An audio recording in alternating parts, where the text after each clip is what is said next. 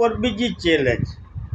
કાંતિભાઈ અમૃતિયાએ ગોપાલ ઇટાલિયા ઉપર ચેલેન્જ કરી હતી. ત્યાં વળી વાંકાનેરના ધારાસભ્ય જીતુભાઈ સોમાણીએ ચેલેન્જ કરી કે મોરબીમાં આવીને ચૂંટણી જીતી જાઓ. તો ભાઈ આપ શા માટે ચેલેન્જ કરો છો? તમારી બહુમતી છે, 162 ધારાસભ્યો છે, આપ જે ધારો તે કરી શકો. આપના ગામડા સારા નથી, આપના શહેરના રોડ રસ્તા સારા નથી, તો તે સુધારો અને કામે લાગી જાઓ. બાકી આપને ચૂંટણી વખતે ટિકિટના પણ ફાંફા હતા, માંડ માંડ ટિકિટ મેળવી શક્યા છો.